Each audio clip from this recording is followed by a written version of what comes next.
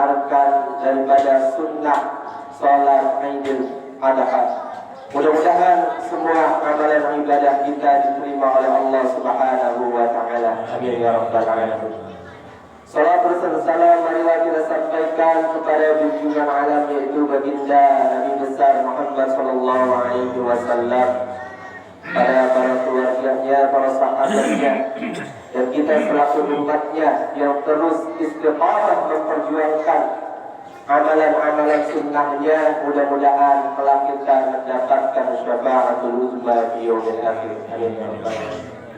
Jangan lupa khatib berwasiat khususnya untuk juga khatib dan umumnya untuk jamaah semua yang mendengarkan.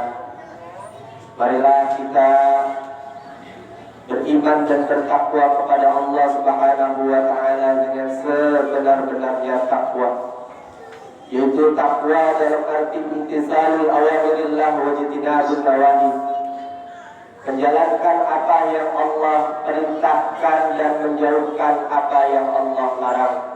Mudah-mudahan dengan kita beriman dan bertakwa kepada Allah dan Rasulnya, sebab kita dimasukkan ke dalam surganya Allah. Amin ya rabbal alamin. Allahu akbar, Allahu akbar, Allahu akbar, walillahil hamd.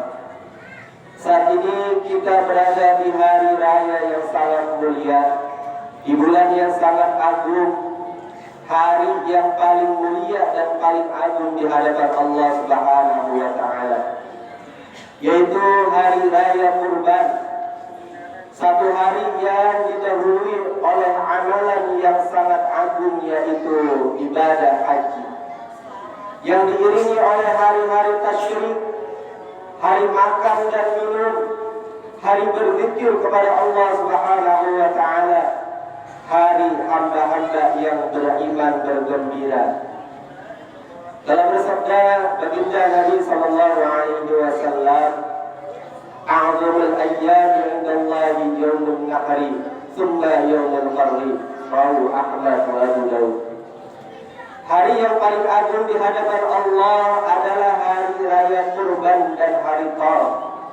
Hari Qar adalah hari setelah hari raya Kurban, yaitu hari Diam, hari tenangnya pelaksanaan ibadah haji di Mina setelah tuntas melaksanakan ibadah haji, seperti tawaf, lempar jumrah, aqabah, dan menyembelih kurban.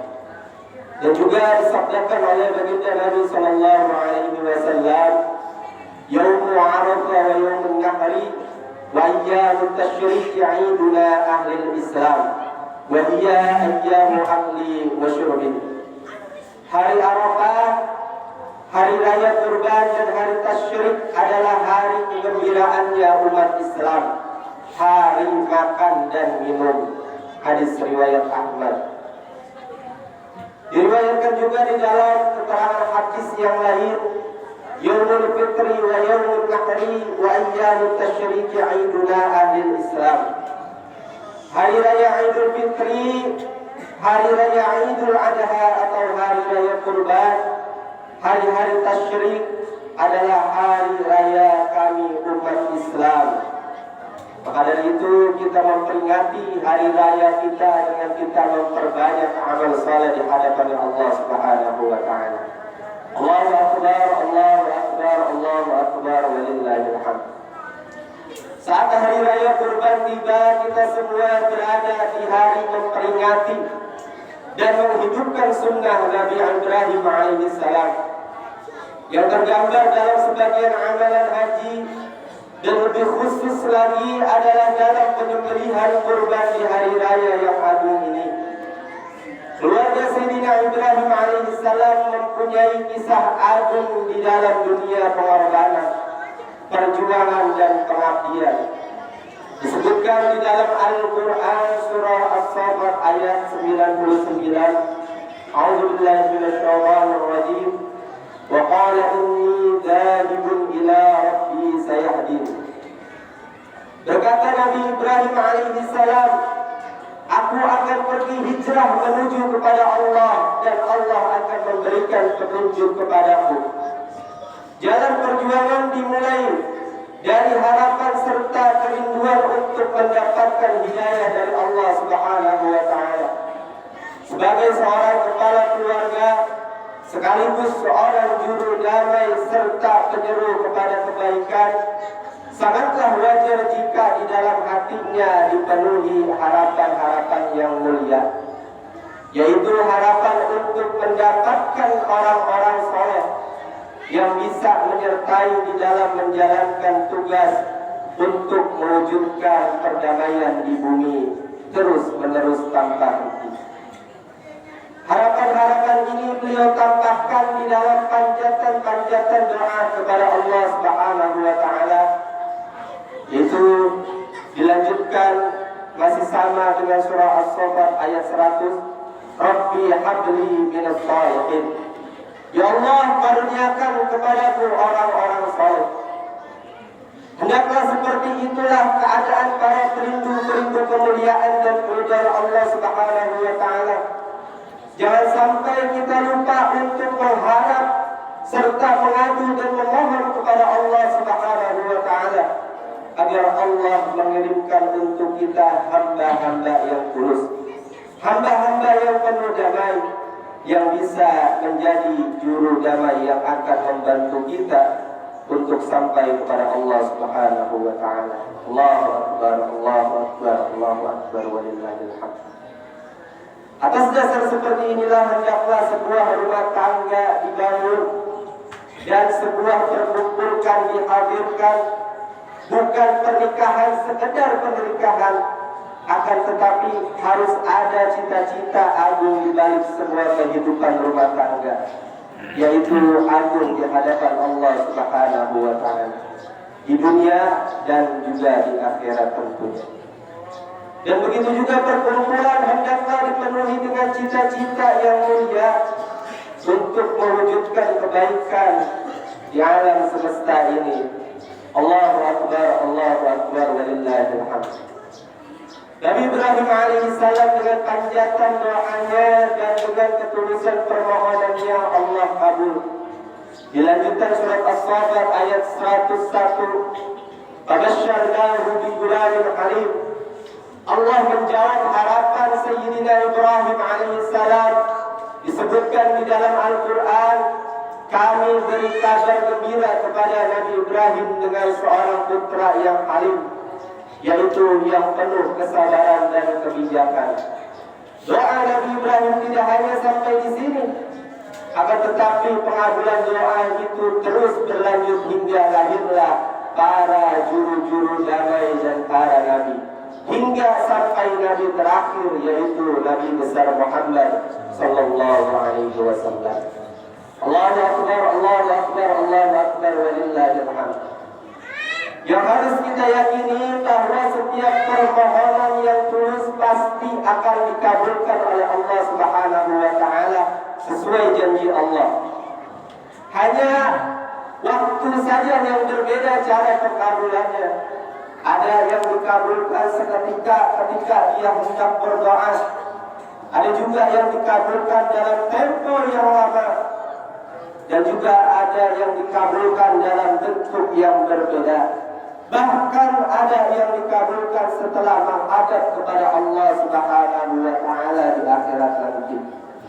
Di sini harus kita hadirkan prasangka baik kepada Allah Subhanahu wa taala saat memohon, agar tidak terburu-buru mengatakan Allah tidak mengabulkan doa kita.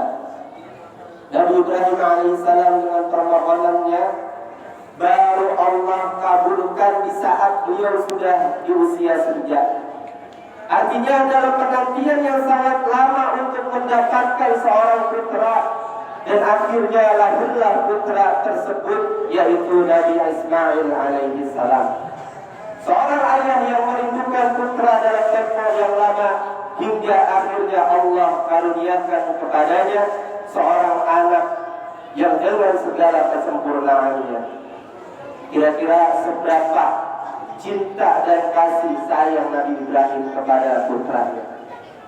Sudah pasti kecintaannya amat besar. Kasih sayang yang tak terukur akan dicurahkan sepenuhnya kepada buah hatinya.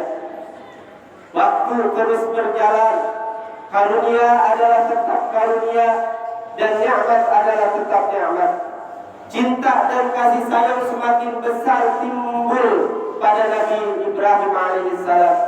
Akan tetapi apa yang terjadi setelah agungnya karunia dan cinta kasih sayang yang amat besar ini, apa yang terjadi kepada Nabi Ibrahim alaihissalam bersama keluarganya dan kebahagiaannya. Nabi Ibrahim alaihissalam adalah Khalilur Rahman. Disebut juga Nabi Ibrahim adalah Khalilul Mun'im, hamba yang sangat dikasihi dan dicintai oleh Allah Subhanahu wa taala. Allah menghendaki Nabi Ibrahim alaihissalam untuk terus naik pangkat dan derajat yang lebih tinggi dan lebih tinggi lagi. Maka Allah menguji Nabi Ibrahim alaihissalam dengan ujian yang amat berat untuk menggapai derajat dan pangkat yang amat tinggi. Allah berfirman di dalam surat As-Saffat ayat 102, "Falamma balagha ma'ahu as-sa'ya." Tak kala sang anak tercinta sudah mulai terlihat bisa berjalan dan diajak berbicara, yaitu di saat keindahan dan kehangatan semakin terasa, bahwa bisa dikatakan saat berada pada puncaknya, saat itulah Allah uji Nabi Ibrahim alaihissalam. Nabi Ibrahim alaihissalam bermimpi. Dalam mimpi tersebut beliau menyembelih putra tercintanya beliau. Mimpi para nabi adalah wahyu. Nabi Ibrahim juga tahu hal tersebut dan disampaikan kisah mimpi tersebut kepada putra tercintanya, yaitu Nabi Ismail alaihissalam.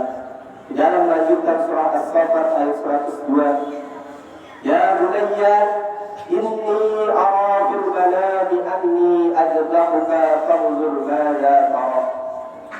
Wahai anakku, aku bermimpi, di dalam mimpiku aku sedang menyembelihmu. Apakah pendapatmu, wahai anakku? Lihatlah, wahai para orang tua, dan lihatlah, wahai para anak-anakku sekalian. Satu cara berbicara, satu cara berdialog yang manis dan indah, penuh dengan nilai tata krama serta pendidikan dan nuansa indah dalam tolong menolong agar sampai kepada keridhaan Allah Subhanahu wa taala. Dari seorang bapak dan anak yang saling mencintai karena Allah, dari hamba-hamba yang kenal Allah, pembicaraan mesra dalam keadaan yang sangat berat, dalam kondisi yang sangat pahit, dalam ujian yang amat besar. Coba renungkan, wahai ahli iman, apa yang dirasakan di hati seorang ayah yang sangat mencintai putranya di saat menyampaikan perintah Allah untuk menyembelih putranya, dan apa reaksi seorang anak di saat mendengar perintah tersebut. Ini bukan terjadi di antara dua orang yang saling membenci ataupun orang yang tidak saling kenal, akan tetapi ini terjadi di antara dua orang yang sangat saling mencintai.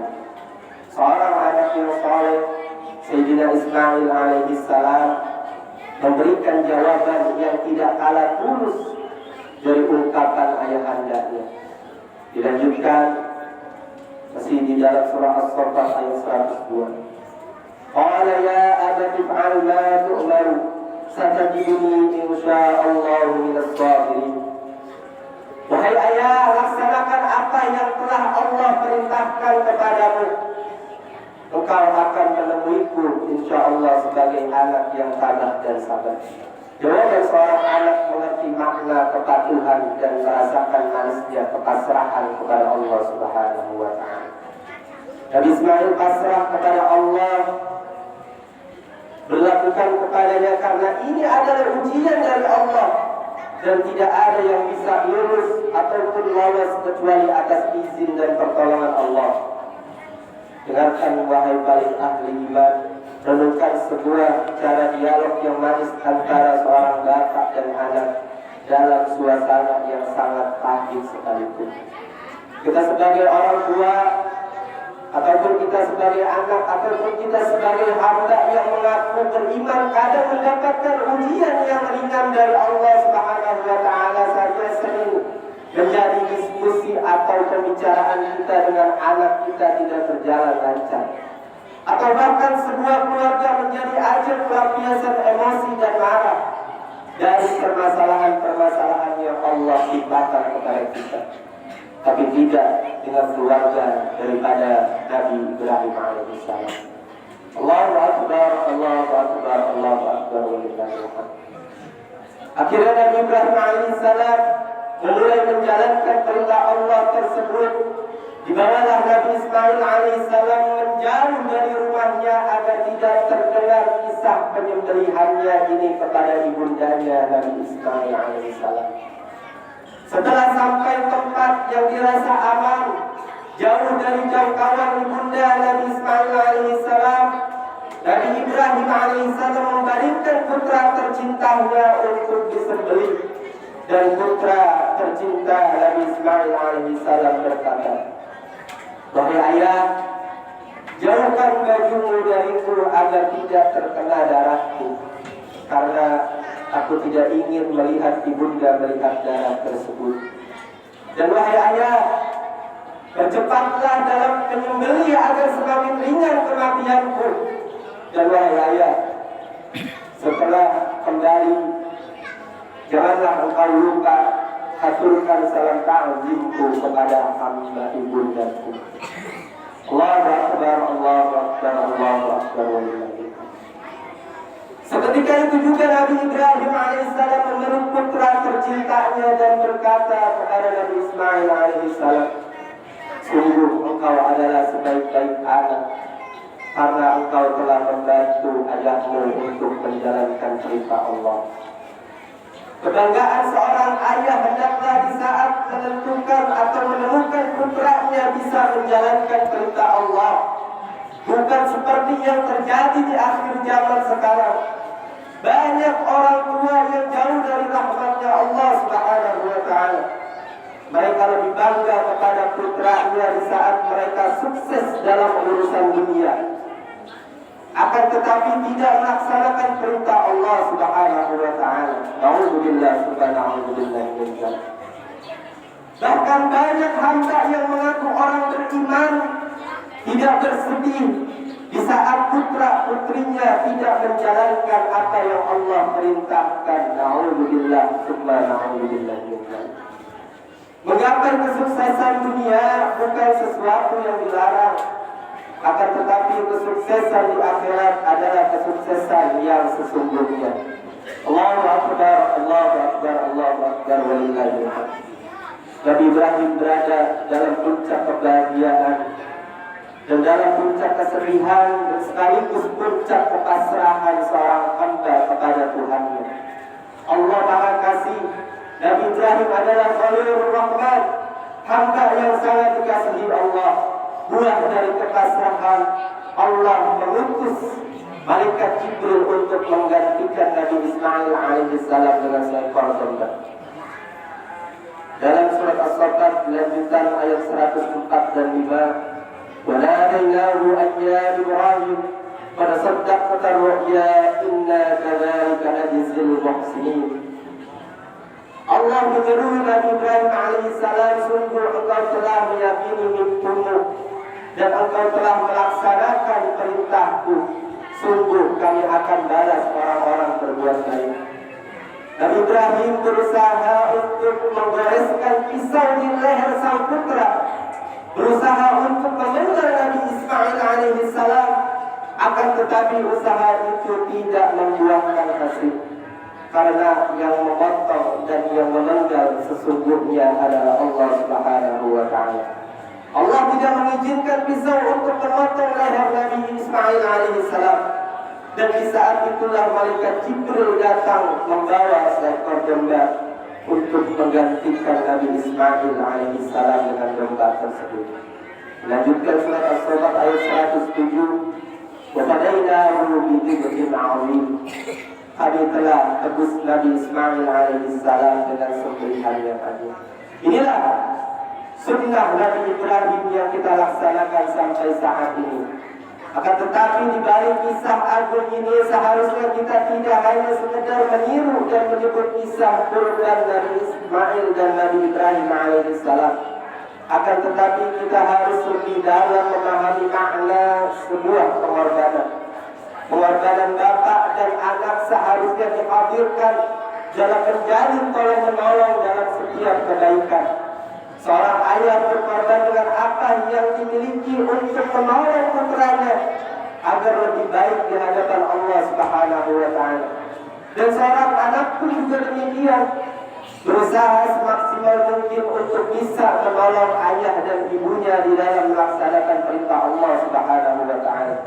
Maka pengorbanan ini sering hilang dalam kehidupan kita, dan begitu banyak harap yang kita gantungkan di angan-angan kita untuk kita gapai. Akan tetapi kadang ada yang ingin menggapainya, akan tetapi tidak dibarengi dengan sebuah pengabdian dan pengorbanan. Allahu Akbar, Allahu Akbar, Allahu Akbar, walillahil hamd. Hendaklah orang tua agar selalu membantu anaknya agar bisa semakin dekat kepada Allah dengan bekal iman, akhlak, serta ilmu yang cukup. Ilmu untuk mendekatkan diri kepada Allah. Ini yang sering dilupakan oleh para orang tua di masa-masa sekarang. Orang tua juga harus membantu putra-putrinya untuk bisa berbakti kepadanya dengan membekali mereka suri tauladan yang baik, serta wawasan yang cukup tentang keterkaitan antara berbakti kepada orang tua dan berbakti kepada Allah Subhanahu wa Ta'ala. Jika orang tua terlena lalu tidak mengajarkan anaknya untuk kenal Allah dan Rasulnya, dan tidak memberikan kepada anaknya pendidikan yang cukup dan urusan iman dan akhlak, maka sangat wajarlah jika anak tidak mengerti makna kedekatan Allah dan berbakti kepada kedua orang tuanya. Sungguh hal semacam ini adalah kedurhakaan orang tua kepada seorang anak yang sesungguhnya dan telah zalim sezalim-zalimnya kepada sang anak. Tidak salah jika putra-putri kita bercita-cita untuk menjadi seorang dokter, untuk menjadi seorang insinyur, untuk menjadi seorang polisi, atau memperdalam ilmu-ilmu dunia yang lainnya. Karena memang mereka punya tugas untuk melestarikan semesta yang menuntut mereka untuk bisa mengerti tentang ilmu dunia. Akan tetapi jangan sampai kita terlena dan lupa untuk bekal kita kepada mereka demi untuk melestarikan kehidupan akhirat yang sesungguhnya. Allahu Akbar, Allahu Akbar, Allahu Akbar, walillahil hamd. Wahai para anak, contohlah Nabi Ismail alaihissalam, seorang putra yang tidak ingin membebani orang tuanya dan selalu mempermudah urusan orang tuanya dalam menjalankan perintah Allah Subhanahu wa Ta'ala. Bantulah orang tuamu agar semakin dekat kepada Allah Subhanahu wa Ta'ala. Jangan paksa orang tuamu untuk mengambil yang haram demi sekolah unggulan atau fakultas favorit yang kamu inginkan. Jangan repotkan orang tuamu dengan permintaan modal bisnismu yang hanya akan menjadikan orang tuamu gelap mata dalam mencari harta untuk memenuhi permintaanmu. Berusahalah senantiasa untuk mengerti keadaan orang tuamu dan berusaha semampumu untuk meringankan beban orang tuamu serta membantu mereka dalam menjalankan perintah Allah Subhanahu wa Ta'ala. Kesuksesan adalah berbaktimu kepada orang tuamu. Kejayaan adalah dibalik kasih sayang kepada orang tuamu, bukan dibalik modal besar yang mereka berikan atau biaya sekolah tinggi yang mereka upayakan. Jika modal dan biaya yang diambil dari hal yang diharamkan, alangkah banyaknya orang tua mengambil yang haram karena tuntutan sang anak. Tidak peduli dengan rizki yang haram demi membiayai putra-putrinya untuk kuliah. Bahkan ada anak celaka yang tidak mau mengerti lagi terhadap keadaan orang tua dengan segala kelemahan dan kekurangannya. Akan tetapi sang anak celaka ini selalu datang dengan tuntutan-tuntutan yang memberatkan kedua orang tuanya. Na'udzubillah, summa na'udzubillah min dzalik. Semoga Allah memberikan hidayah kepada kita semua. Kita perlu menghadirkan ilmu, pengabdian dan pengorbanan dan ketulusan daripada keluarga Nabi Ibrahim alaihissalam. Semoga rumah tangga kita mencontoh daripada rumah tangganya Nabi Ibrahim alaihissalam, itu rumah tangga yang sakinah, mawaddah, warahmah, bimardatillah. Amin ya rabbal alamin. Semoga kita semua selalu dikuatkan iman Islam kita, dipanjangkan umur kita dalam taat ibadah, dimurahkan rezeki kita, dan dikabul semua hajat-hajat kita dan hajat dunia maupun hajat akhirat. Amin ya rabbal alamin. A'udzubillahi minasyaitonir rajim. Bismillahirrahmanirrahim. Inna a'tainakal kautsar fasholli li rabbika wanhar. Inna syani'aka huwal abtar. Barakallahu li wa lakum fil Qur'anil 'azim. ونفعني وإياكم بما فيه من الآيات والذكر الحكيم وتقبل مني ومنكم تلاوته إنه هو السميع العليم. أقول قولي هذا أستغفر الله العظيم لي ولكم ولسائر المسلمين والمسلمات والمؤمنين والمؤمنات فاستغفروه إنه